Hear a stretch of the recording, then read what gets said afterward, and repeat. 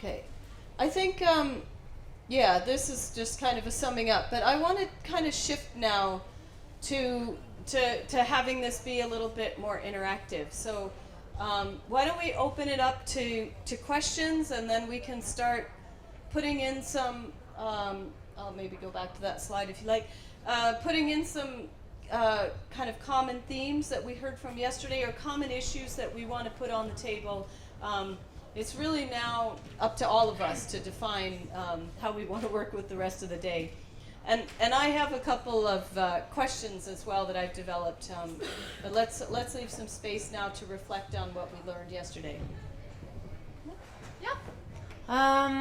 Does someone have a comment, whether it's going back to some aspects of the story yesterday, or on generally what how Andrea was trying to summarize, or bringing some of the common points of all the stories and bringing that up?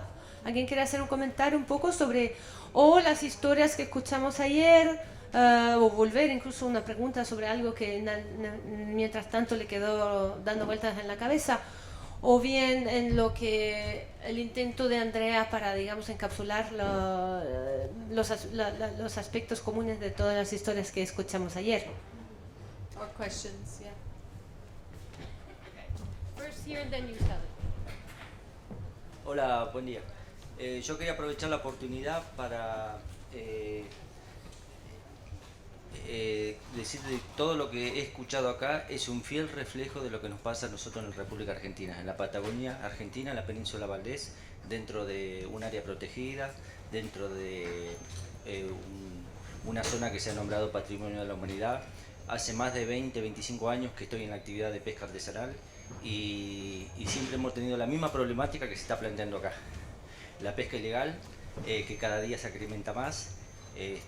Los gobiernos de turno que van pasando y nunca dan soluciones, la falta de compromiso de los pescadores artesanales, donde hemos visto de que cuando las cosas están mal es cuando más logramos que se junten todos y lleguemos por ahí a veces a concretar algunos objetivos, pero cuando esos objetivos se concretan es como que ya se olvidan y se quedan todos relajados, muy tranquilos, cada uno haciendo la suya.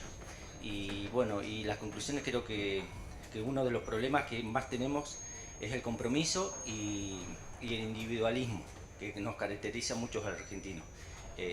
Cada uno hace la suya y no mira para el costado. Entonces creo que de acá me llevo algo para seguir trabajando, porque a veces me pasa de que de tantos años de estar en esta lucha, como que uno ya se cansa, como que ya no quiere asistir más a las reuniones, como que deja todo al azar. Y de acá me voy fortalecido para seguir trabajando en pos de esta lucha y por el bienestar de la pesca artesanal de nuestro país. Muchísimas gracias. Gracias a ti, Luis, por estar aquí. So let me try to say all this. So Luis, who comes from Argentina, and the southern part of Argentina and Patagonia, says he's so glad to listen to all of this because it's such a reflection of exactly what's happening to his community.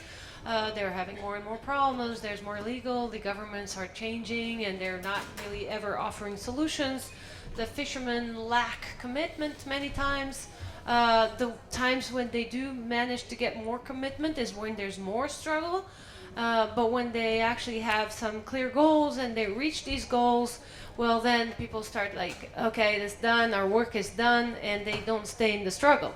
So then other problems continue to surge. So he himself has been in that for so long, and he's so tired of meetings and of all the messiness, but he comes after the past 2 days. He's really happy because he feels he has a renewed energy and commitment to change the conditions for the small-scale fisheries in his area.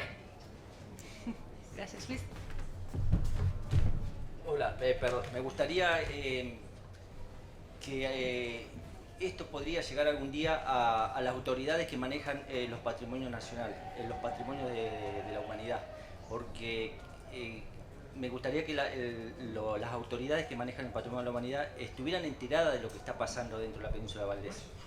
donde hubo un plan de manejo que se trabajó 2 años para que todas las actividades sean sustentables, donde hemos logrado que la única actividad de pesca artesanal, que sea reconocida la pesca artesanal dentro del Golfo San José y que sea la única actividad permitida. Y bueno, y esto que está pasando del furtivismo dentro de un patrimonio de la humanidad creo que es algo que no le debe gustar a las autoridades. Entonces sería importante que pueda llegar esto a los oídos de las autoridades que manejan los patrimonios a nivel mundial. You hope some of these messages and also knowledge of what's happening in different communities can reach the authorities that are dealing with the heritage. They have the patrimonio, so they have an authority, and that's what their area is, a protected area, and it's also heritage of the humanity, but nobody's really paying attention to illegal fishing happening there, for example.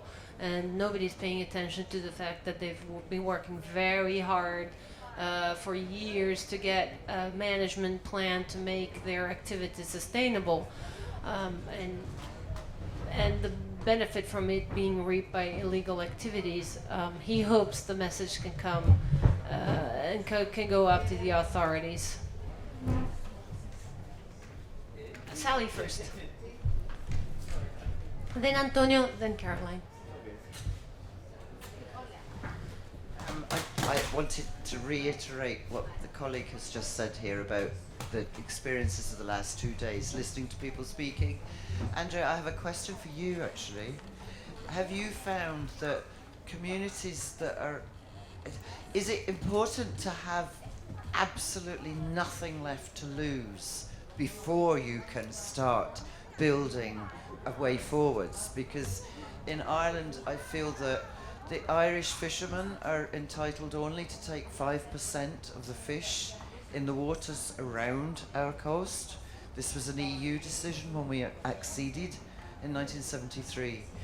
And it has become, it's like a brick wall facing us. How can we possibly reclaim more than 5% of the fish in our waters and create a vibrant fishing community and encourage young people? The experience in Denmark for me was just heaven, meeting young fishermen, because I process fish. If I cannot access fresh fish from my local fishermen, then my security, my sustainability in my community is finished. So is there a point, is there a tipping point? I mean, yesterday listening to the Okinawan people's struggle, they had a strong tribal community existing already, and that must have surely helped develop where you came from. We don't have that.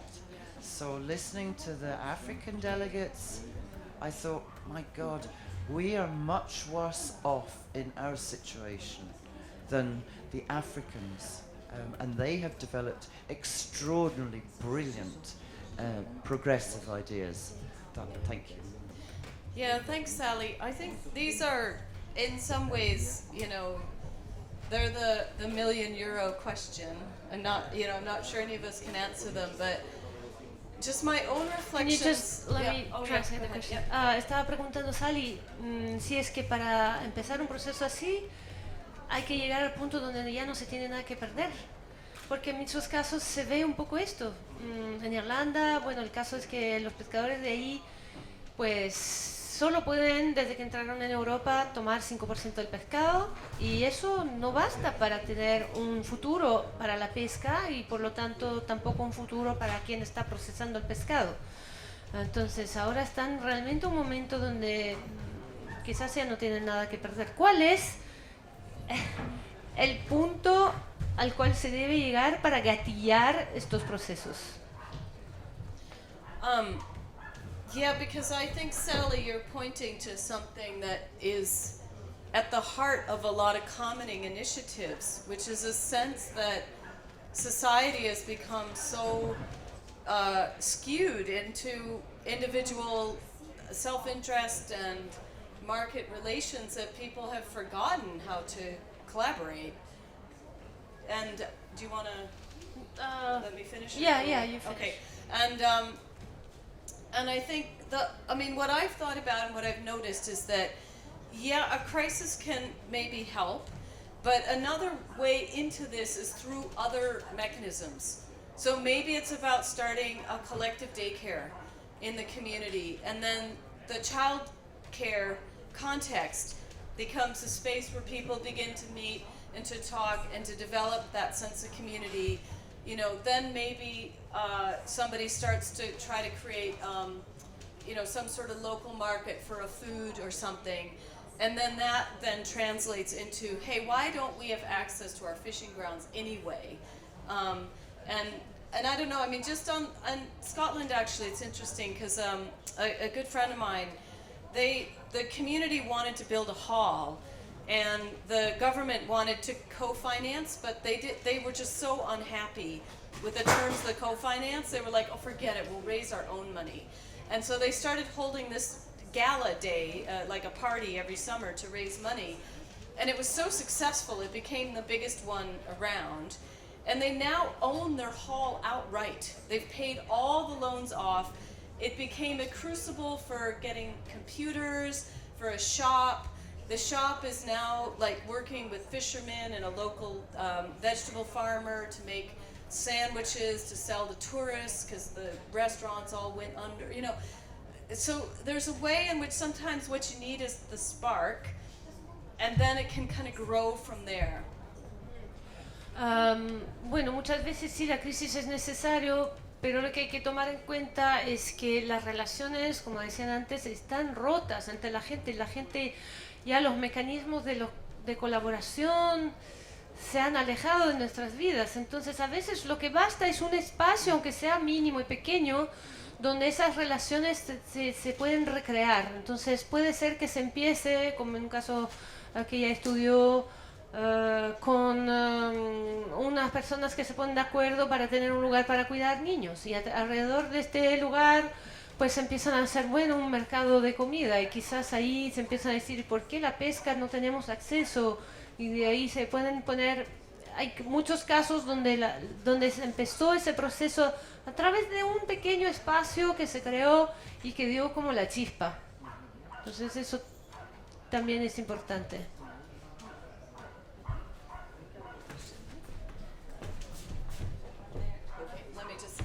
If you want to say something, raise your hand and let me start making a cue. One there, After one you there. was, I think, Caroline, and then one there. Okay. Yeah, she was first. Yeah. She, Yes, I know now. But I was before him in any case and before him. yeah. Okay, Caroline, go ahead and then. Yeah. Why don't we take, let's take 2 or 3 questions and then we'll answer them all. Well, I think just listening to the stories that I've heard in the last few days, this is probably, since I've been coming to Terra Madre since 2004, the one that's been filled with the most optimism. I don't think there was as many positive stories in the past, which is a great reflection on Slow Fishes and Slow Food's achievements. So my specific area of interest is understanding more from, for example, the Senegalese experience yesterday and Antonia's Galician experience about how you go about managing a sea with communal interest, because I feel that's, where do you start? It's just an impossible task to imagine how to get from A to B, and that for me. So I just like some more quite specific ideas how you might put that together.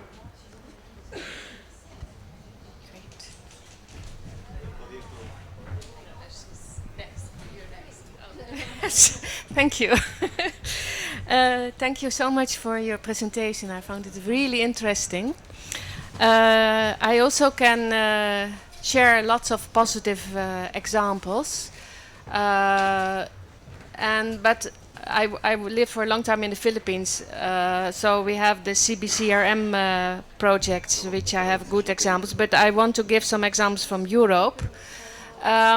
In Europe, our traditional fisher organizations are very much following government policies, and they're also very much male-dominated. They don't really represent communities and family enterprises. So women from the fishing communities, they noticed this that the fishermen were struggling a lot, and their incomes were low. They had so many rules and regulations which were discriminatory against the small-scale fishers.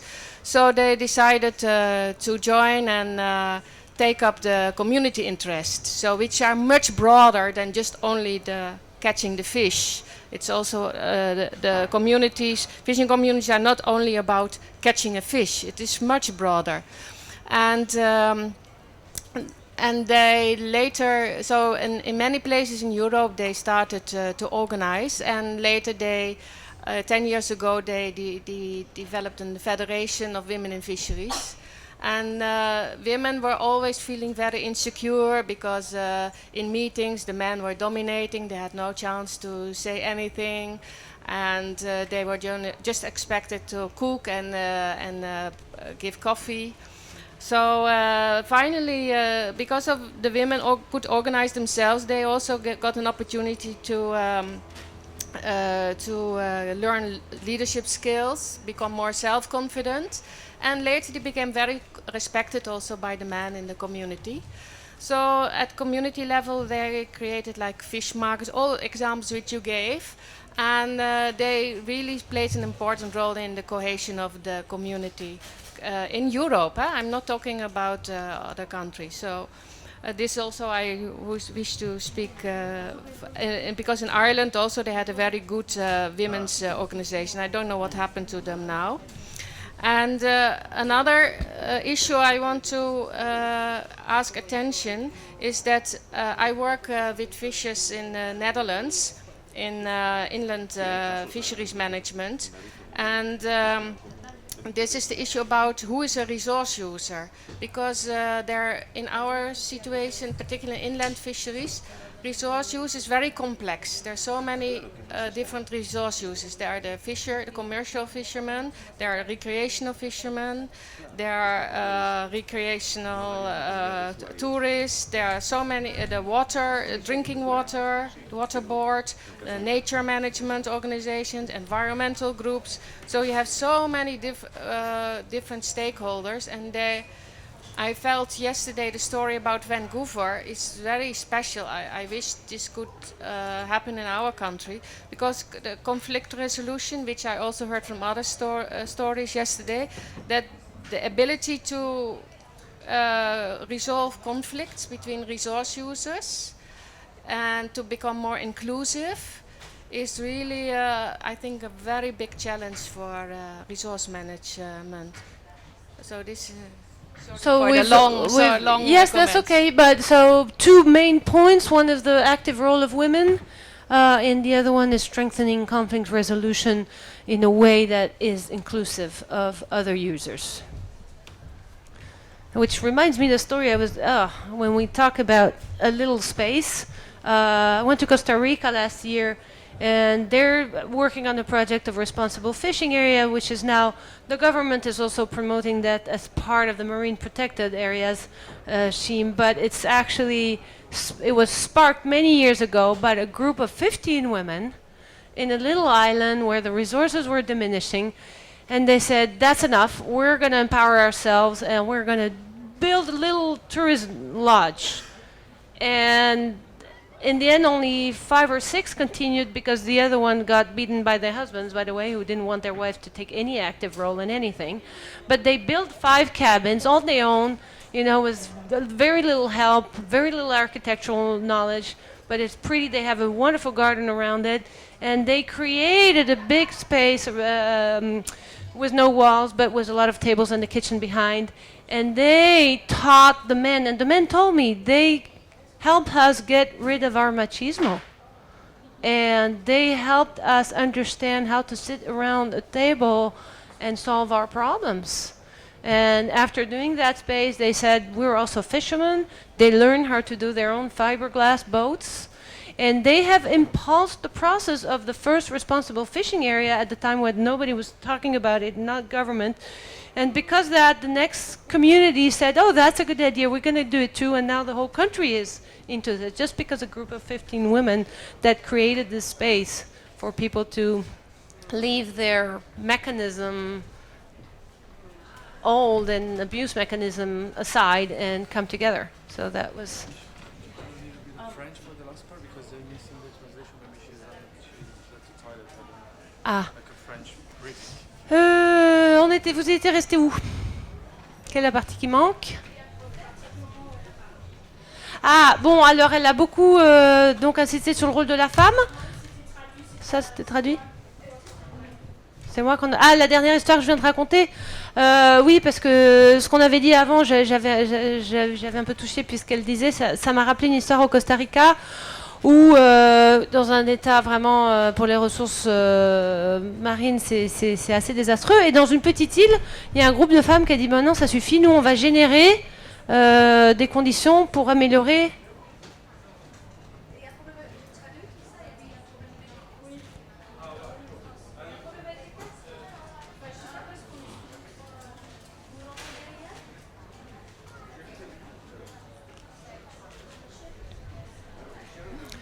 Bon, pendant ce temps, pendant qu'on résout le problème, je vais rapidement dire. Donc, ces femmes ont décidé de construire un petit groupe communautaire pour faire des logements pour le tourisme. Et sur les 15, il n'y en a que 5 qui ont continué parce qu'elles se sont fait battre par leur mari, qui ne voulaient pas que leurs femmes prennent un rôle dominant. Mais finalement, elles ont réussi à faire des petits bungalows vraiment super, alors qu'elles ne connaissaient pas grand-chose. Elles sont débrouillées, elles ont lu, elles se sont formées, etc. Et ça marche. Et ça a généré un petit peu de confiance pour celles qui ont continué. Elles ont fait aussi un espèce de réfectoire avec une cuisine où maintenant elles nourrissent les enfants de l'école, elles tiennent les réunions, elles font le rôle de modératrice quand c'est des hommes. Et j'ai un homme qui m'a dit, donc 15 ans après, m'a dit elles nous ont vraiment aidés à nous débarrasser de notre machisme et elles nous aident à comprendre comment nous organiser pour résoudre nos conflits. Donc, et à partir de ça, riches de cette expérience-là, ils ont commencé à faire une zone protégée, qui ensuite, les voisins, quand ils ont vu ça, ils ont dit ah bah nous on aimerait bien le faire, et puis ils en ont fait une plus grande entre les deux, et du coup c'est ça qui a un peu été le début du processus pour une politique du pays maintenant, de faire des aires de pêche responsables, qui partent dont la base est la communauté qui fixe les règles, quoi, et qui présente un plan de gestion. Le plan de gestion doit ensuite être approuvé par la science, etc. Mais c'est cette étincelle qui a ensuite créé tout un effet domino dans le pays. Ça marche pas encore très bien, il y a encore plein de problèmes, mais... ¿Puedo en español? Sí, por favor. Soy Pedro Guzmán de Colombia, no soy Habla un pescador. poquito más cerca. Soy Pedro Guzmán de Colombia, no soy pescador, pero somos de una red de agricultores familiares y la pesca artesanal hace parte, porque también creemos que la soberanía alimentaria incluye a los pescadores artesanales. En Colombia tenemos dos costas, el Pacífico y el Caribe. El Pacífico ha recibido mucha atención de cooperación internacional porque estando en las comunidades más vulnerables y marginalizadas se ha generado procesos de desarrollo muy interesantes, pero en el Caribe no ha sido tanto así. Ahora recientemente el gobierno ha generado procesos de desarrollo muy fuertes con apoyo económico, desarrollo de capacidades a una gran escala, muy significativos y muy rápido. Los que nos genera la preocupación de qué va a pasar una vez, como decía el compañero de Argentina, cambie el gobierno, cambien las prioridades, y también el apoyo que está generando ahora depende mucho del petróleo, de la responsabilidad social empresarial del petróleo, pues que cerca de estas comunidades hay puertos de exportación y se han generado varios derrames muy fuertes. El año pasado solamente hubieron 5 derrames de petróleo cerca de varias comunidades de pescadores artesanales. Entonces hay mucha relación con lo que está pasando, pero ¿qué otras formas se podría generar para empoderar un poco más las comunidades, de que tengan atención, de que los recursos que están recibiendo por parte del Estado, pues tienen que manejarlos, organizarlo bien y prepararse para lo que viene para el futuro en un eventual cambio de gobierno y de prioridades por parte del Estado? Basta pregunta. So, which language should I do that? If I say it in French, will you know English? Okay. So Pedro comes from Colombia. He actually is not a fisherman. He deals with an association of farmers and farming communities. But in their area, fish has always been an important part of their food sovereignty. So he believes, so they also work on fish because it's part of our food basket. He in Colombia, they have two coasts, the Caribbean and the Pacific. The Pacific has had a lot of attention and a lot of subsidies because it's where the most marginalized population is. It's very difficult to access over there, but the Caribbean also has a lot of issues, and only very recently has the government tried to help. And it's complicated because the government is helping with the money from the petrol. So the money that is getting to the fishermen is also the money coming from an activity, which they've had 2 spills recently, which is also devastating some of their resource.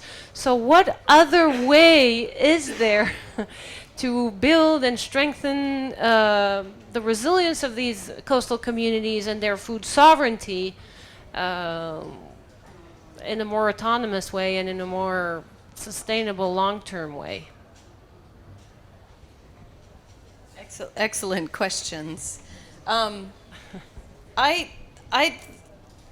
not quite the right moment because it doesn't follow up with that. It's more the previous one. But I had one question that I was reflecting on yesterday that I wanted to just raise. Sorry, let me see here. And so one of it came out of yesterday's talk where we were listening about co-management and this ability to reduce conflicts. And the biggest question that I have in my mind is, so does co-management and, collective action and things reduce conflict, or does it simply shift conflict into a more productive form? Because I'm not so sure that we can get rid of conflict. I'm not so sure we want to get rid of conflict.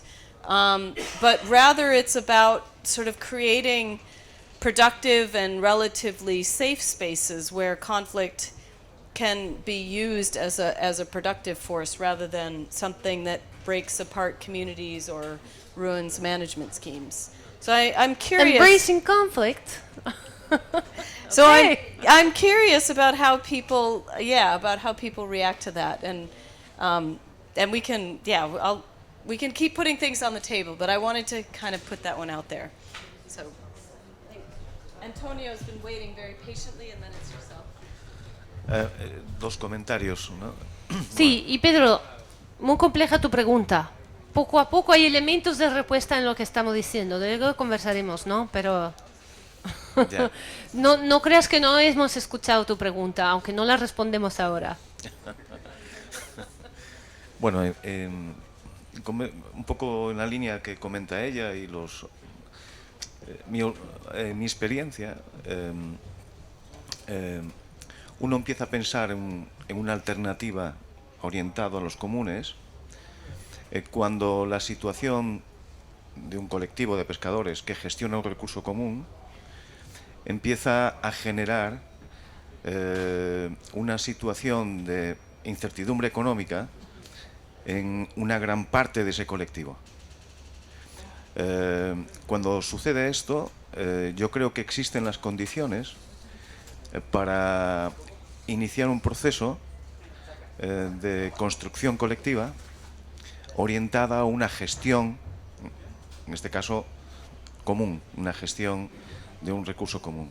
Es decir, cuando la situación de una colectividad que gestiona un recurso, el agua, un pescado,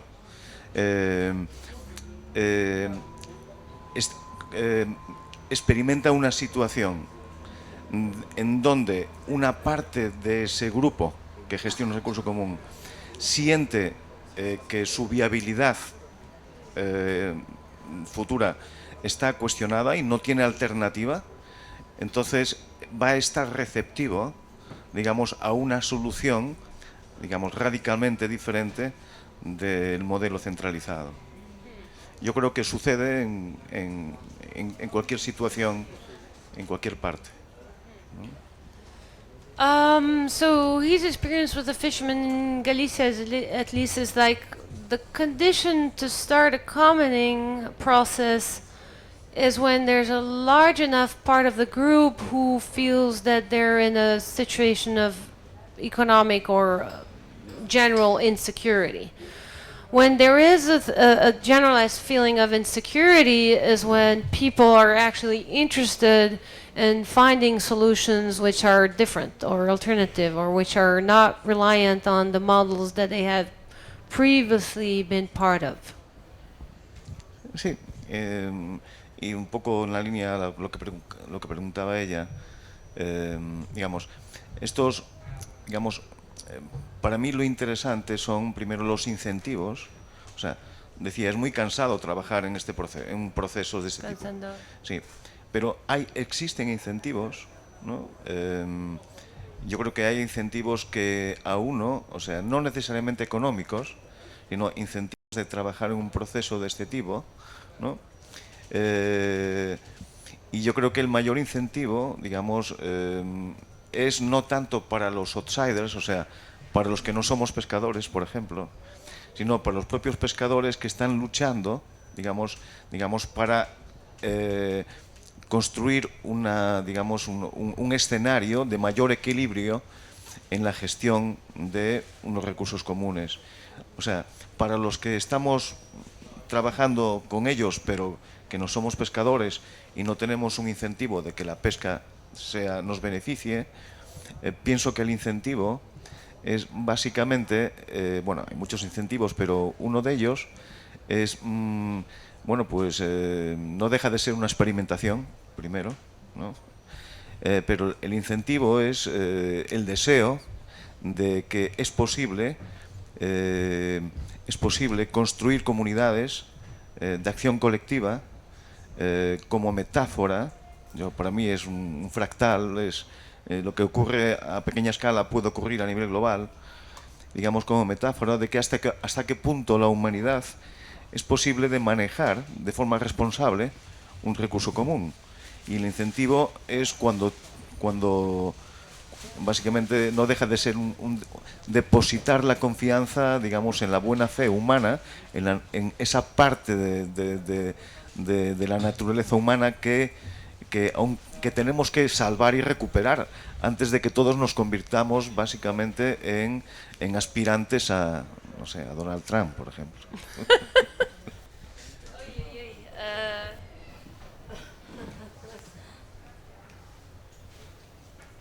He feels that so there needs to be strong incentives, and so they can be economic, but not necessarily. Now, in his case, he's not a fisherman; he's working with the fisherman. So, a fisherman's incentive would also be different than his incentive.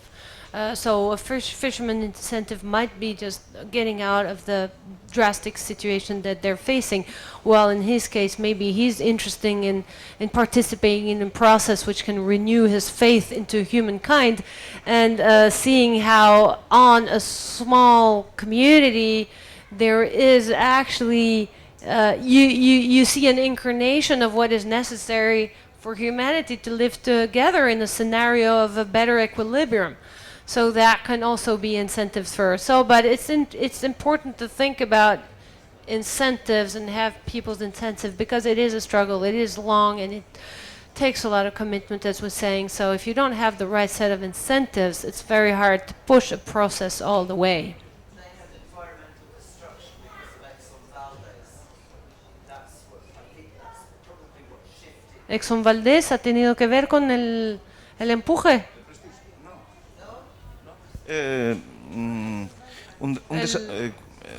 Prestige. No. No, el empuje ha sido que la situación de los recursos en Galicia y en toda Europa y en todo el mundo, la escasez, o sea, la reducción de recursos o Reducción y mala repartición. Los recursos siempre son escasos cuando detrás hay productores, cuando los productores son muy ambiciosos, ¿no? Entonces la escasez es global, pero no tuvo nada que ver, o sea, es un proceso inducido que cuando diagnosticas la situación local, existen condiciones para pensar en que esa línea de los es una alternativa. Y cuando tú hablas de esto con los pescadores, ellos son no todos, pero muchos son receptivos a esta alternativa. Y los pescadores que captan la idea con profundidad se convierten en nuevos defensores de esto. O sea, quien tiene que hacerlo, hay que trasladar la idea, digamos, a gran parte de la comunidad. La importancia es como hacen los masái, es insistir hasta que Hasta que se entienda el proceso con otras palabras, con otro lenguaje. Pero existen las condiciones. Yo creo que en todas las comunidades, en la mayoría de las comunidades de pescadores del mundo, para iniciar un proceso de estas características. In the case of fishermen, the incentives are there because there's very few places where the resource hasn't gone down. So, or where there is not an unfair allocation which reduces the access to a number of people to that resource. So he doesn't believe it takes a lot to get incentives for fishermen, but they have to see this idea. So he's saying also, suggesting, and that's what he did in his process basically. He had seen the possibility and started talking to fishermen, and enough of them was receptive to something like that they took it. And it's their values now that they're defending with their own language, which is not academic language, of course, like Magnus was saying, embedded in the community. But they've made this concept their own because they see their future lies in this dynamics and this process that they are handling and they're pushing forward. No, it's not an environmental. It's a gradual erosion of what permitted their livelihoods, and it took one community that was maybe la comunidad de Lira también estaba un poco más abierta. Inicialmente, sí. This one community in the whole communities of Galicia was one that was already somehow more forward thinking or more proactive. They were not. They were already ready to get out of the victim system, right? Which you see in many fishermen. They just cry and cry and cry, and not necessarily. And I've seen many. It's like, well, if I help you sell the fish, yes, but once I'm done fishing, I don't want to do anything else. But then you're gonna die. I can help you if you help yourself. But many of them are actually reluctant. They've been in the system and victimized and abused for so long that they have this pattern of behavior that sometimes it's hard for them to take the extra step, to take more risk. One more risk is like too much. So having a community that actually is willing, and then had a very contagious effect because one community is actually doing it, the other ones will follow. And Antonio had been also working on a network of community with Spain and South America based on co-management. And there's two criteria to come into. It's like A, proactive action, and B, being willing to communicate and share with everybody to create this spilling effect. Una cosa importantísima, uno de los mayores incentivos que tienen los pescadores para participar en un proceso tan largo es que ellos se van a visualizar, se van a ver participando en el órgano de gestión al mismo nivel que la administración. Ellos piensan que participando en la gestión de los recursos pueden mejorar. Entonces ellos en este proceso que promete crear una nueva institución en donde los pescadores participen al mismo nivel que el Estado en la gestión de los recursos, ese es el mayor incentivo que yo veo que ellos me dicen que tienen. Bueno, ahí vas a tener que decirnos así cómo lograste que la administración aceptara eso, pero déjame primero. So in the case of the fishermen in Galicia, apart from the economic incentives, of course, where they were like just a little bit desperate, or seeing that the slope was going downwards was no possible vision for it going back up without something radically different, they also saw the possibility of being part of the decisional process, which is so basically taking control of their future together with the administration. So seeing that there was a possibility or promised to get to a stage where there would be a new institution in which they would be much more participated, also created the incentives for them to change their behaviors, and it changed the way they saw themselves. It changed some of their ideological background.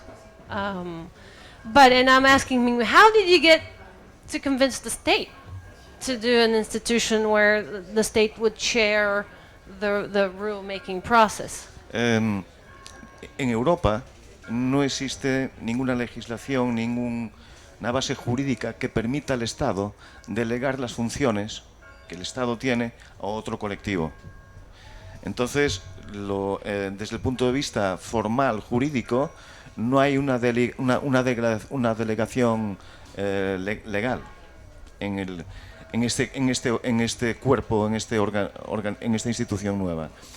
Pero sí, digamos, son instituciones prescriptivas que prescriben,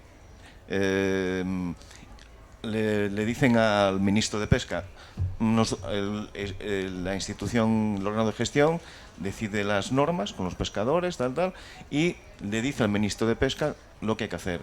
El ministro de Pesca lo hace. O sea, es vinculante, pero la última palabra la tiene el ministro de Pesca. Ya, pero ¿cómo lograste crear una institución donde las autoridades locales, por ejemplo, se sentaran y aceptaran esa 50%? Porque en muchos casos no van a aceptar. Me lo he preguntado muchas veces. Creo que fue la suma de varias circunstancias. Una, que estaban cuando se hizo la propuesta al Estado, estaban en plenas elecciones, en elecciones públicas para presidente de Galicia. Y todos los partidos políticos que pasaron por esa comunidad del IRA inicialmente, prometieron apoyar la creación de una reserva. Y el concepto de reserva en aquel momento no era sospechoso. Entonces, cuando fueron las elecciones y el nuevo presidente tenía la propuesta sobre su mesa, Reserva Marina dijo que sí, y cuando vio el órgano de gestión, como se debería pronunciar, bueno, pues yo creo que fue una casualidad, no sé. Casualidad. Creo que le metimos un gol, pero creo que no sabían muy bien lo que firmaban. In the case of the co-management institution that they created in Galicia, he's still not sure how they got the agreement.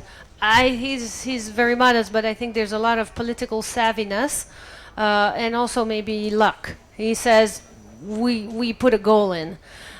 So because basically it was they really sparked the demands to the authority to create a reserve. So it was a time where reserve wasn't necessarily something threatening. They didn't call it shared management or something. It was about a reserve. And it was a period where the government of Galicia was being really elected. So all of the candidates, when they were passing, and you have to know that in Galicia, 12% of the revenues come from fisheries-related activities, and it's a lot of people, it's a lot of families. So there's a lot of votes. So they passed there, and they promised to all the fishermen that were there that they would support the process to create the reserve. But then he believes they didn't look into the fine print, so when they saw the project of the reserve and said, okay, this is going with a co-management board, which is not a legal entity actually. It's still the Minister of Fisheries has the last word, but if you have a board where the local authorities are doing the rules with the fishermen and with the process that involves and is creating trust with scientists and every other else, like local NGOs, whatever, it's very hard for the minister then to say no. So even though it's prescriptive and not it's a voluntary process, it's made in a way, and he can tell more about it. It's very articulate with indicators, conflict resolutions, like very precise things that you see it and it's like you have zero grounds to say no.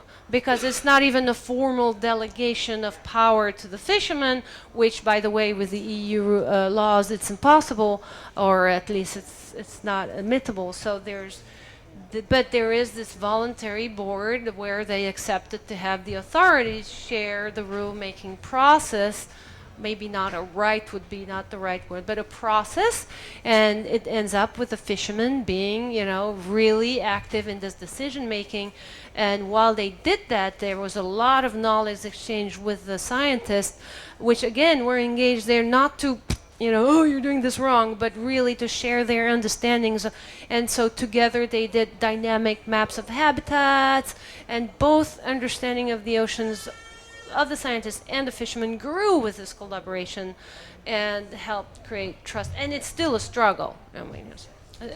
He contado más de la historia, pero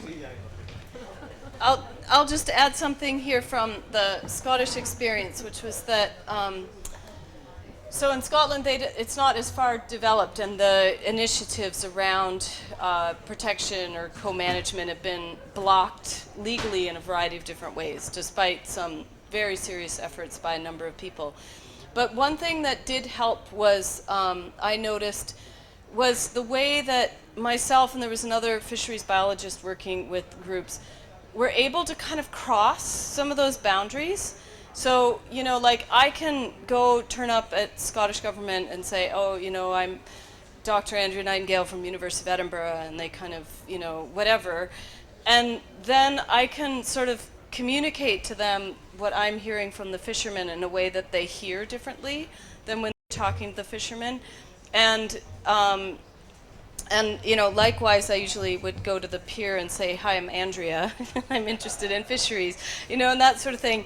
But the important thing in Scotland that I said to somebody in Scottish government, I was like, you guys just need to go down to the pier and talk to them.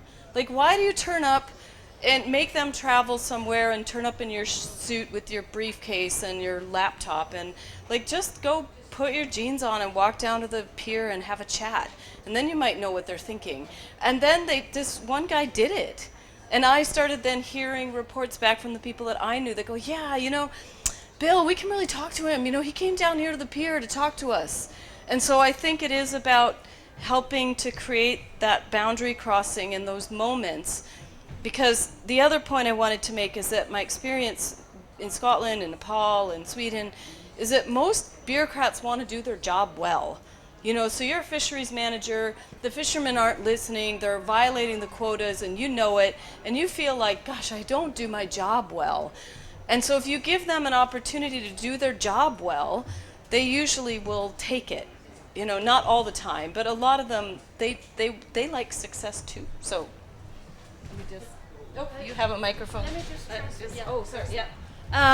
Sí, más o menos también está hablando de nuevo del tema de incentivos. Los políticos también tienen incentivos y no todos son malos, y hay muchos que les gustaría hacer su trabajo bien, y cuando ven que no tienen resultados y que los pescadores no los pescan, o que no o que están violando las reglas, y eso pues también se sienten bastante impotentes. Entonces también hay muchas veces donde están dispuestos de hacer un paso extra, y habla de, por ejemplo, ella siempre cuando los encuentra, sobre todo los que son de buena voluntad, dice, pero ¿por qué no vas ahí en el puerto y les hablas? Porque una cosa es evitarlos ahí en tu terreno, cuando tú estás vestido con tu traje, tienes tu attaché case y tu laptop, pero vas ahí.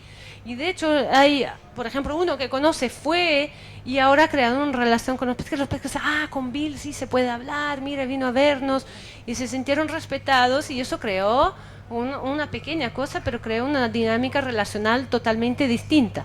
Entonces, cuando se habla de interés, los pescadores, los que los acompañan, pero también buscar, y lo que estaba un poco diciendo Tony también, the different interests, cuál era el interés y la motivación de cada uno para estar o no estar y para comportarse de un modo o de otro.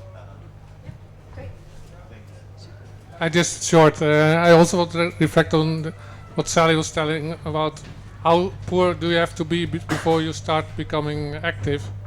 And what I experience is what Andrea was saying, that a community of inland fishers and small-scale coastal fishers who, when they are come together, somehow they also negatively force each other. And the story of I'm small and they are big, and it's getting down and down the drain in a negative spiral. And that is in the reality in a lot of places. And the way to get out of the negative spirals, I think that sometimes comes from a person from outside. It can be a son of a fisherman who did a totally different job and then comes back and starts something. It can be somebody from outside who also becomes a fisherman, and but it can also be like an organization, like for instance Life, that all of a sudden turns up and gives you additional strength to negotiate about the sea bass, which is a lot of efforts of the recreational fishers and the smaller and the bigger scales to keep the sea bass for themselves and not for the small scale. When you all of a sudden you have contacts with English fishermen and French fishermen for sea bass through an organization like Life, you can use it, strengthens you. So it are sometimes there are persons, it can be organizations, and it can and experiences of others, like the Torp Strand fishermen. There is already the idea of some fishermen to have an exposure trip to that area, and after hearing what yesterday's story, we really have to push through with that. That's that can be very positive, break through the negative cycle. So you're saying create the conditions to get out of the rabbit hole, right? Está hablando de ese círculo vicioso donde uno se pone en un círculo de depresión y cada todo mal, todo mal, todo mal, todo mal, todo mal. ¿Y qué es lo que puede revertir eso para empezar ya a subir, ¿no? Que puede ser una persona exterior, puede ser en el caso, por ejemplo, de Life, que haya una plataforma que de repente que ves que alguien está empujando para tus intereses, entonces te crea una visión de futuro, quizás te crea un espacio donde hay un futuro de partida, ¿no? Cosas así que son muy importantes. Ayer escuchamos los de Sorup Strand, quizás ahí hay una dinámica, una energía, entonces quizás hay que hacer el viaje para ir a conocerlos, este tipo de cosas, ¿no? Yes, in the slow fish also, like each time when we started and did slow fish in Canada, there was always this thing about you have to recognize, and fishermen probably was also there in farmers, maybe more 10 years or 15 years ago, but there is this psychological condition of abuse in many cases, and so you need to be aware of it, which is also why we try to have as much art, because we believe art is a way to transform people. And when we have engaged fishermen in not necessarily doing something but just a transformative process where they can see themselves with a different shine, see themselves differently, and that helps, give value to yourself when everything around you has made you lose value. Jose, sorry, I missed your question earlier. No, so I have nothing to do with fishing or whatever. I'm just a student, but I think it's maybe interesting for you to hear that the problem you have to implement this kind of common projects, we all have it. It's the lack of confidence. I mean, why do people wait until the last second to start something? It's just because they feel it's necessary. They feel they don't have the choice, but it can be different. Do they really think they can win? Maybe not. They just wait because they have no other choice. So either they die or they try something. So in order to build some trust, to build some confidence, you have to start achieving small projects. Let people see they can have success. Let people see that actually when they get together, they can do things. They have an impact. They are not just resisting. They are not just under pressure, because I think a lot of people have lost their proactive ability, or they just never looked for the war they are in. It just happens, suddenly they notice they are in danger, so they try something. But if they don't believe in it, it will never work. So maybe if they see a small progress, a small success, they get more confident. And then they are more willing actually to be together, to work together, and to try more things. And I think it's not just fishermen. We all experience at least one in our life. Sometimes we need someone behind us. Sometimes it's just because we had luck, maybe as you had a little bit. But if you understand this, you will understand how to speak to people, how to make them feel confident, better how to give them motivation. And I think, whereas whether you are a young student with legal problems, as I had this year, or just a fisherman fighting for your resources on your job, it's the same. Once you get the confidence with help of the others, then you can fight on. And that's the most interesting and the most, I think, important thing to start these kind of projects. De la importancia de la confianza, o sea, una persona que no tiene confianza en sí misma efectivamente va a esperar el último momento hasta que no haya elección posible para intentar algo, y de hecho lo va a intentar sin necesariamente pensar en que funcione, pero mejor que morir y no hacer nada es intentar algo. Pero a lo mejor se pueden empezar cosas sin llegar a esos dramas, haciendo pequeñitos proyectos donde lo que se consiguen pequeños resultados, pero con el objetivo mayor de fortalecer la confianza. Okay, Tawny.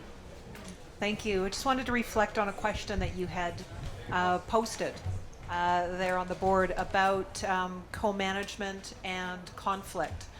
And I think that certainly co-management can do potentially both. We've certainly seen a reduction in conflict.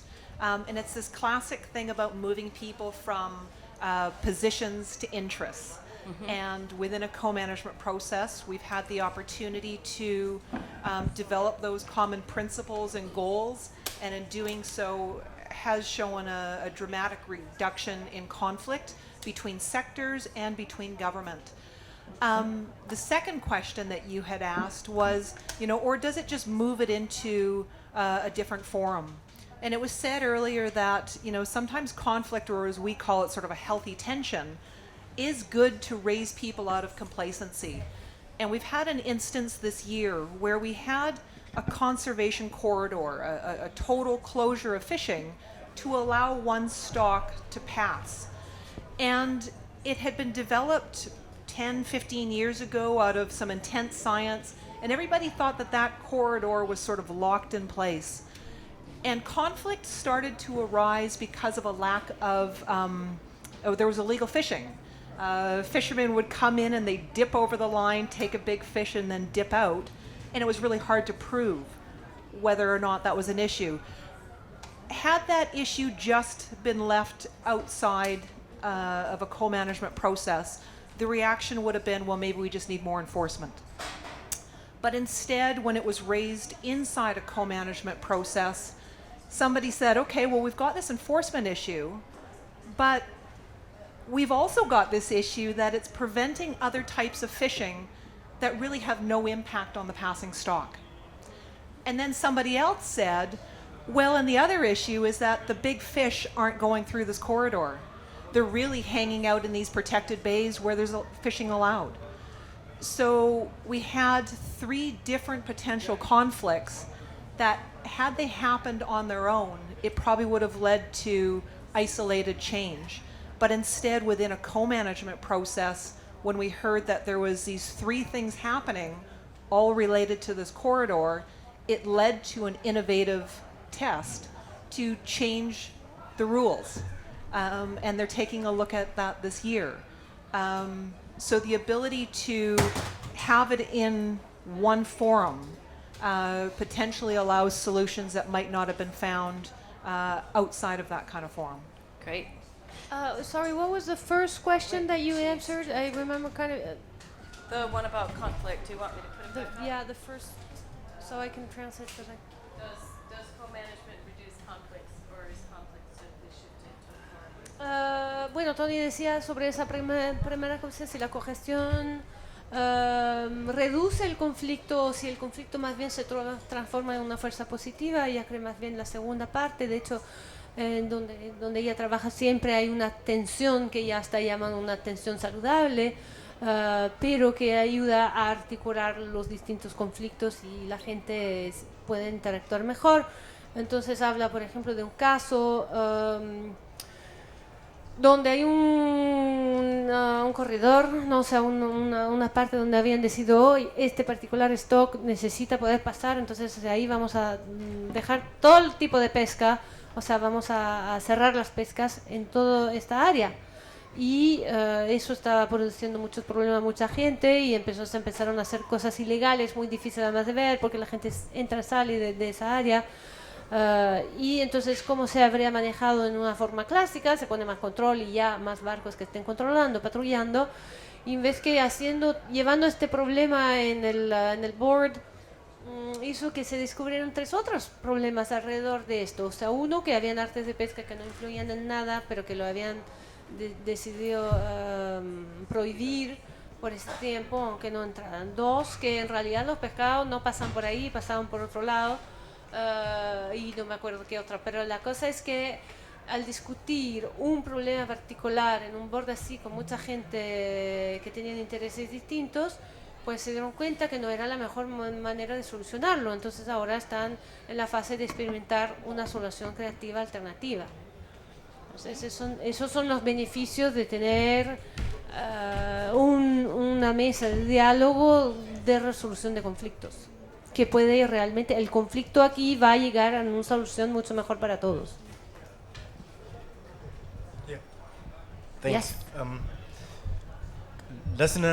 Listening to the last input in terms of co-management, I could clearly see that we are living in 2 different worlds. Co-management introduced to our fishers, small-scale fishers, is the reason for conflict. Because they are now giving certain powers. They must last sign for where you are going to sell your fish. That's their role. So Who's they, sorry? Who's they? The co-management introduced by us, Yes. by the authorities. You see, it's totally a different, but that's not the point I want to make here.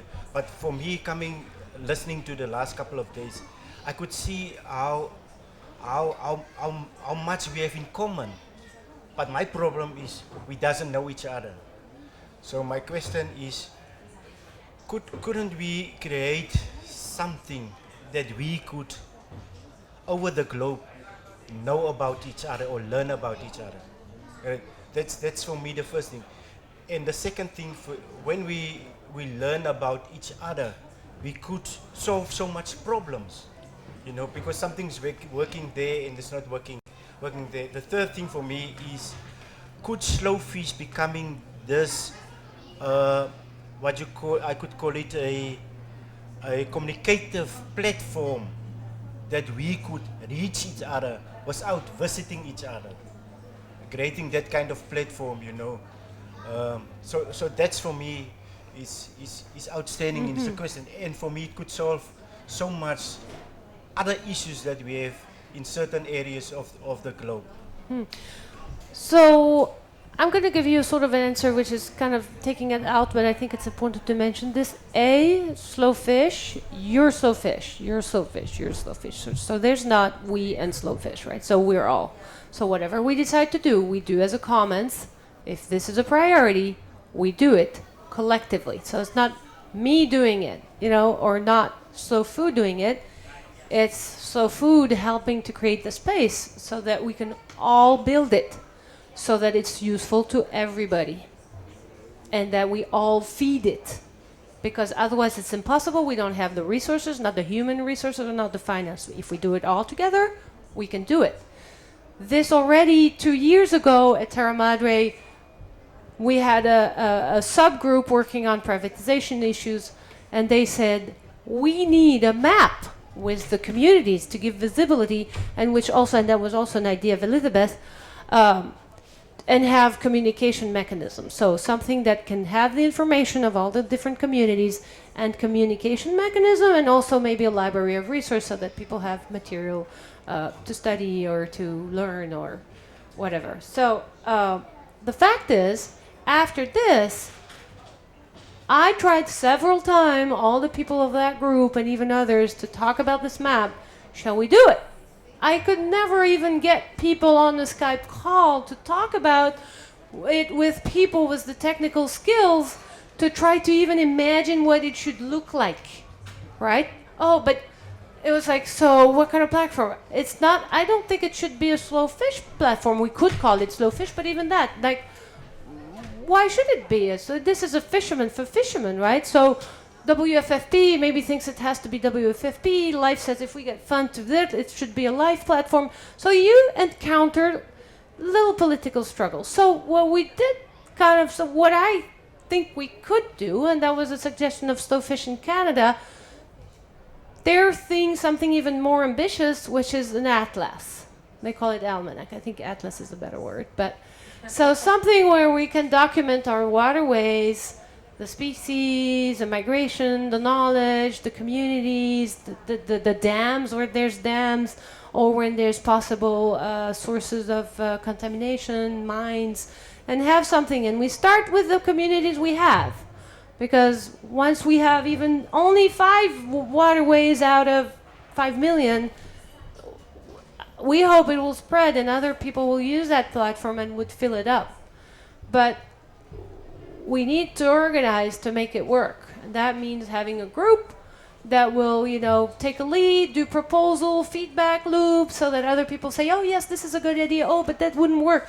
Because it requires a lot of thinking. What kind of information are we going to put it, and how do we format it? And who change it? If we have 100 communities or 200, who's going to update it? Yes, all these kind of things. We just need to think about it. I believe we can do it, but I can't do it alone. So this has to be a collective work. So that will be one element of my answer to you. In the meantime, what we've been doing is using classic tools that Slow Food has. For example, Presidia or Arc of Taste. So Arc of Taste at least puts the products up in a list of endangered foods. And with the fishes, what we're trying to do is link the fish to a fishing art, for example, or in a specific community. So the herrings in the Bay of Fundy, which are caught with weirs, and there's only like 3 weirs left, right? In the Bay of Fundy? Yeah. How many? I don't know exactly, but it's way more than I thought there were more up. In New Brunswick, there's a lot. It's all the Bay of Fundy, all the way up between New Brunswick and Nova Scotia. It's all the Bay of Fundy from Brahmanan to Minas Basin. But I have something I'd like to contribute here, if I might. Yes. Sure. Okay, thanks. Besides being a writer, I'm the fisheries education specialist for Maine Center for Coastal Fisheries. And what we're doing along these lines is we're working with kids in high schools who are children of fishermen. And what we're doing is giving them media skill, working with, in fact, Monday, there's going to be a huge workshop of all 80 students. And they'll be meeting with videographers, radio people, journalists, and whatnot. And those journalists will be sharing media skills with these students so that the students become citizen journalists, telling the story of their communities, their families, and their communities. I want to do that course. Pardon me? I want to do that course. Yeah. Well, we started it last year, but and it was really effective. I just did a short 2-hour workshop on journalism, and they took to it. And so now we're doing, video, because they've all got their smartphones, so we're doing video. They're becoming. So in 2 years, are you giving all of us a journalism course? You betcha. Shall we do a whole day on media training? Yeah. Next time, we're having a full day session on media training. Yeah. You're helping me organize this. All righty. I just had, there's a question in the back, but I had a couple things I want to just throw out as the right moment, and then it's on to you. And one of them related to this is kind of the role of education, because I see education for fisheries is a double-edged sword. So on the one hand, I think that we're seeing a lot of sons and daughters of fishermen getting highly educated, going to university, and then not fishing. So it becomes their pathway out of fishing. And somehow modern education teaches us that being a fisherman is not the ambition. Okay, yeah. No, it's, yeah. And then I think, but on the other hand, also related to education, so in Scotland, I have, again, a couple of examples of 2 of the people that I know who've been working for sustainable fisheries. One was a fisheries biologist working for the the Fisheries Information Service, quit that 30 years ago and went back to fishing, but then became one of these people who was working with scientists and championing for more sustainable fishing. And the other one has an honors degree in history from Edinburgh University, again, went back home and started to fish, but then becomes one of these people that somebody was mentioning earlier, is able to sort of see their situation in a different way. So I'm feeling like, that somehow we need to invest in education much earlier, both in terms of valuing these kinds of jobs so that all the young people don't aspire to be engineers and doctors, and at the same time also giving them a sense that education can help them maybe to do something different if they do come back and do what their fathers and grandfathers have done. Sí, voy a traducir. Entonces Nico habló, en Sudáfrica se ve muchos puntos comunes y muchas diferencias también, y cree que realmente tenemos mucho que aprender los unos de los otros. Entonces relanzó la idea que ya se había lanzado hace 2 años de hacer un mapa donde realmente hay información sobre cada comunidad que pueda ayudar a los demás. Le conté la historia de ese proyecto de la mapa, que se quedó un poco ahí porque en el fondo no logramos ni siquiera hacer partir un grupo de trabajo sobre el tema, y quizás porque tenía un enfoque demasiado político. Yo personalmente, es mi conclusión, que si hacemos un enfoque un poco distinto, quizás tenga más posibilidad de expandirse, pero que en el fondo Zofish está de acuerdo en apoyar el proceso, pero no sería un proceso de Zofish en cuanto Slow Food y yo, por ejemplo, y Marco. Tiene que ser absolutamente, si se hace, una cosa colectiva de este grupo, para este grupo y otros más, digamos, pero que cada uno aporta, porque si no se va a parar ahí. Y luego Pablo habló de educación, de la importancia de educación, y como en Maine, por ejemplo, están haciendo ahora un curso para jóvenes, los hijos de los pescadores, y cómo lo están entrenando a todo lo que es periodismo y vídeo y medios de comunicación y eso. Entonces están, digamos, ayudándolos a ser ciudadanos reporteros de la realidad de la pesca. Entonces es ahí Andrea embarcó sobre, sí, la educación. Hay que tener muy claro los goles, los objetivos, porque también hoy día la educación muchas veces hace que la gente se aleje de la pesca, porque en la educación clásica, pues el mensaje es que las actividades productivas no son muy valorizadas, entonces la gente prefiere hacer otras cosas y no vuelven a pescar. Entonces, ¿cómo hacer que dentro de la educación o por fuera se dé valor a este trabajo? En el caso de Pablo decía, nosotros no, nosotros todos quieren pescar. Bueno, por la langosta. Okay, and I just to let people know what's happening. Yep, I had one other thing I want to say. Then there's a question back there, or a comment, and one back there. And then we'd like to show the video from the Okanagan that we didn't get a chance to show yesterday. It's 12 minutes long, so I'm trying to leave enough time to show it and then to allow a little bit of discussion about it if we want it. So I think I'll make a comment, 2 questions, then the video, then we'll kind of wrap up. She's here. Yeah, she's just there. Is the video on the computer? Yeah, you know? it's all kind of queued up, I believe, and ready to go. So the one comment I was wanting to make earlier, and might have been the right moment, but is about the importance of repetition of message.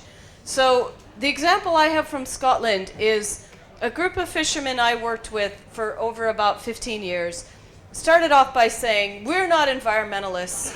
There's no need for any exclusion zones. We don't believe in this. But, at the same time, actually wanting their fishery to sustain into the future. To then starting to hear them say, well, climate change is a problem, and maybe people need to start doing something differently. And, well, we're not environmentalists, but, climate change is really a problem. And then saying, well, a protected area, I mean, like up there in Torridon, they don't use mobile gear and they've got really good prawns, but it's different for them. We don't have the same situation here. To about 4 or 5 years ago saying, we're going to have to go to no fish zones.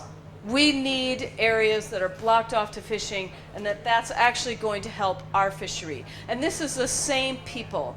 And so somehow that repetition of the message, the repetition of hearing about something working, about something changing, it took time, it took almost 15 years, but now they're starting to tell it as their own story.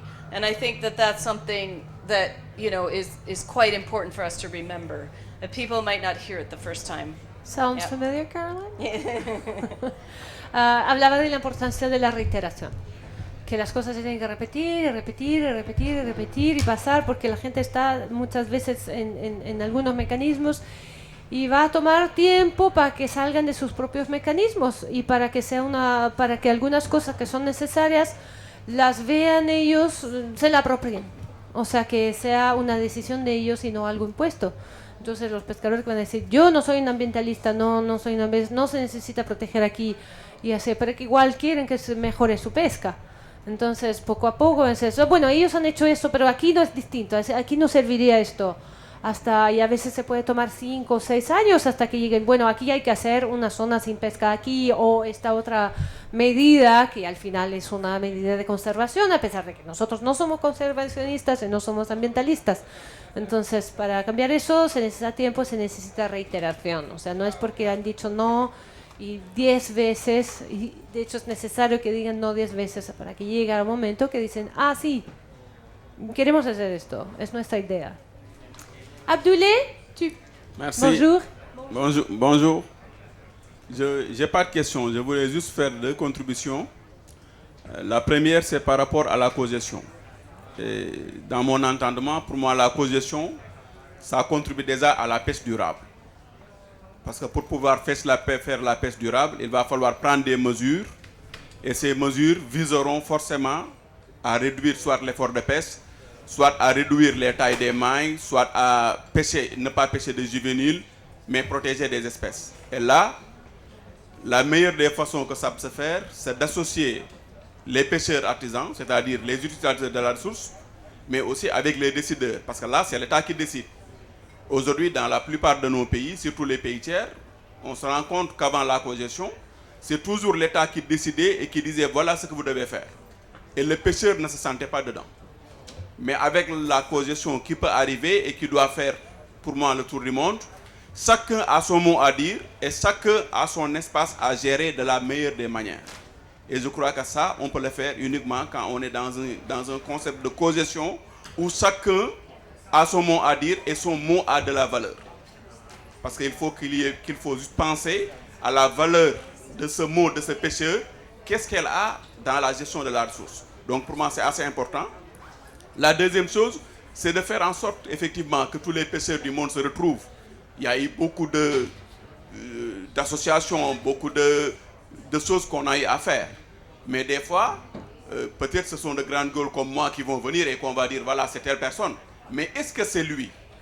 Donc il faut quand même penser à aller prendre les gens depuis la base, de voir quelles sont leurs communautés et comment ils ont pu faire pour avoir des gens qui les représentent valablement.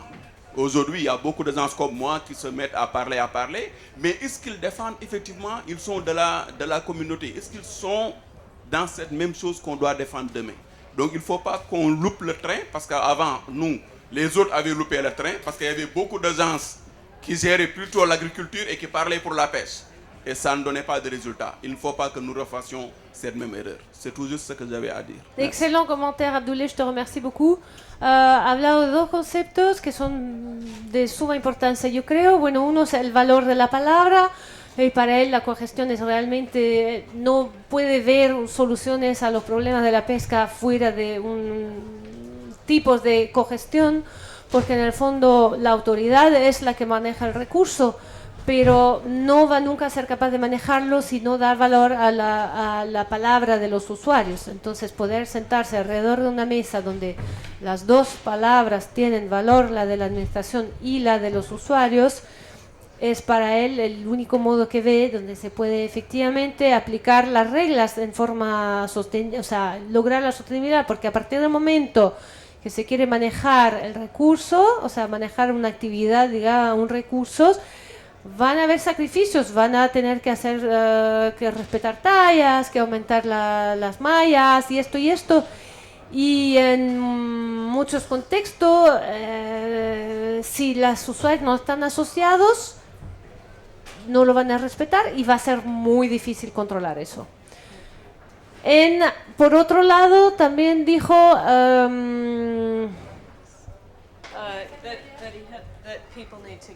that global fishers need to get involved in common platforms. No, tocó el tema de la representación, que es absolutamente, que el tema de la representación es crucial y hasta el momento nunca hemos logrado subirnos al tren, digamos, para lograr un cambio positivo. Y él ve en la representación un punto crítico. No lo perdamos de nuevo por una falla de representatividad. Porque si hay reuniones de pescadores así y los que hablan son siempre los mismos grandes bocas, como él mismo dice, pero quién sabe, antes habían agricultores hablando por los pescadores. O sea, si no hay un esfuerzo real para que la base llegue y que después se le devuelva todas esas informaciones alrededor de los procesos, no vamos a lograr nada. Entonces, apoyó muy fuerte en ese tema de la representatividad. I'm just I more or less translated those 2 points in English on there about needing to involve fishers with authorities, that when they don't feel that the state is what's making the ultimate decision, and then for the need for fishers to get involved in global common platforms. The piece I didn't write down that was quite funny that he said was he said that you have to ask if it's just the loudmouths, if the people talking really represent the fishing communities or not, and a real need for everybody to get involved and not just let the loudmouths, of which he then suggested that perhaps he might be one of them, to speak for everyone else. And after a while, when you're always the one speaking, you start to dissociate from your own basis, and the basis doesn't get the benefit of these meetings. Their voice is no longer represented, and they don't get the information that goes around. So always creating this double feed loop is really, really important. It's so important that he believes if we don't work very hard and purposefully on this, we might miss the train yet again. That is presented to us right now, he believes, through co-management to get out of these issues that we're all facing. So, and I would invite everybody to think more. The more I work in this, the more the problem of representation appears as together with accountability probably, but appears like an essential aspect, legitimate representation with feedback, constant feedback loops, so that people really know and are trusting that their interest and their word is actually being spread, and what comes out of it is being returned to them. Is a fundamental aspect of any political or commenting process. Yeah. Okay, one last comment or question, and then we're going to move to our video. Yeah. I think Michèle and that guy was covering. Abdullah was covering everything. I would like to say commitment is very important, and a support mechanism from Slowfish, which there is this example or proposal that I make, where there is a rule or a law in another country, maybe like example the co-management. It worked maybe in Europe, but it don't work in South Africa. But then there is a tool or regulations that work in Europe can be used or can be a support for South Africa maybe. Should be a very nice support system also, or mechanism to go forward. Because sometimes we get it in our country that the regulations that we make as fishers, or the policies that we make as fishers, it's a good system or a good thing, but then we don't have the support from other countries or conferences or where we started the process, and then it don't work. But we have more to learn from you, because the new law of fisheries that you designed, I heard and I read part of it, but I'm not very good at reading legal text, is one of the best proposals. I know, but what I'm trying to say is that it's so important to share that information. Absolutely. For all over the world. Yes. If there is victories or successes in our communities, that should, like that the young guy is saying, is that I think everyone should contribute and everyone should work hard to have all that rights or fishing rights that you become. But the important thing is, if mostly the problems or the issues come from, if in our countries, when you don't heard or hear the information that you should. So that's where in our country, that's where the laws come and fishers are excluded from their rights. Yes. Yeah. So can I jump in for a second here? Just one little point. Antonio started the co-management project 12 years ago. Hace 12 años que empezaste el proceso. Antes no había cogestión ahí. No, empecé en el año 2001. So 15 years ago, before that, there was no co-management there. 12 years, 10 years, 2001, so more or less in the same time. These are all processes that started as voluntary, spaces created less than 15 years ago. Before that, there was no co-management. So it's not because you don't have it that means there will never be. They have worked very hard and struggled very hard. Like Abdoulé was also saying, the local fisheries committee, which is now a co-management board, they had to struggle. The government did not want to deal with fishermen. Yeah, but I think they struggled and they invited repeatedly and they got the authority to sit on the board with them. Yeah, but I think what they're saying is that in South Africa, and now I'm going to layer my own analysis onto this, that the power differential between small-scale fishers, the authorities, and other interested stakeholders is too great, and the co-management process is not working for small-scale fishers. That's what I've heard you say. Is that right? Yeah. That's everywhere. And that, I mean, there are those, but I think it does bring us back to these questions of how do we deal with exclusion in participatory processes. Now I don't remember what I was going to say. Oh, I know, it was important. Which is that the thing that I've been hearing from this group, first of all, I just want to name that all these desires for sharing and global networking is precisely what we're doing right now. And so the question in my mind, and I think is something that you need to communicate back to each other and to Michèle, who can help disseminate this, is what forms of communication would be most useful for you to bring these things back to a wider collection of people in your community? Because it seems to me that that's the big question on the table. And Slow Fish has been doing a lot of stuff. We have the artwork, there's the postcards, there's videos, there's these events, there's all kinds of things going on. But I know from my own experience that, how do they circulate? I mean, at least in the worlds I live in, Facebook. Maybe we need to start having tags and things that are going out on Facebook, because just about everybody I know, including #KnowYourFisherman.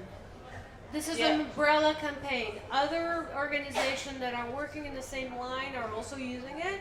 So #SlowFish if you want, which is good too, but also Know Your Fisherman to make it broader. Yeah, and just stuff like that. I don't know. So, but just to put that out, actually, in the interest of us ending on time, I want to show the video now. But this conversation can keep going. It can come up this afternoon. We can talk informally. Yes. Let me just say 2 words about the video we're gonna see. So Ingrid, is she here? She's not here, but she's. She's a slow food in Thompson, Okanagan, so in the Okanagan area. She's the one who brought the story because she created a link with Pauline and with other women of the ONA, and she's like, this story is amazing what they're doing and how they got the salmon back, and it was so much into the slow food values of, preserving and having a culture linked to the environment and all this. And so she got us like excited about the story and said, "No, we need to help. We need to give visibility. We can't help locally because they're doing such great stuff, but we can at least help to make the story visible." So we have limited tools, but we have a few tools. So one of them, and we're trying to see if the ONA is interested in participating in the Presidia. And it's tough because we would like it not to be a Canadian or a USA Presidia, but actually a transboundary Presidia. Presidia is a project through we help producer solve some of their issue. In some cases it could be packaging, in other cases it would be visibility or networking or whatever. And so all of the Presidia together kind of form an image of what we think the food production model in the world should be. The Prud'homme in France is a Presidia, so you can see on the website there's quite a lot of information of where they fish, how they fish, some rules, the principles. We're hoping with Hardy to have a Presidia also on the Thorstrand community, Jan and Barbara, which we met yesterday. The last fisherman with fixed art in the Wadenzee, they were Presidia. So this is a way. Now another way is like this movie, which was done by Kevin Kosowan, and he's part of the board of Slow Fish in Canada. He loved the story. He's a filmmaker. He went there and filmed the story. And we, Slow Fish, is trying to propagate this story as much so people know that something amazing is happening in that area of the world. So that's also sort of a commons, this film. Yeah. Okay. So let's play it, and then we'll just have a few minutes for questions or discussion, and then lunch. And there was no finances involved, by the way.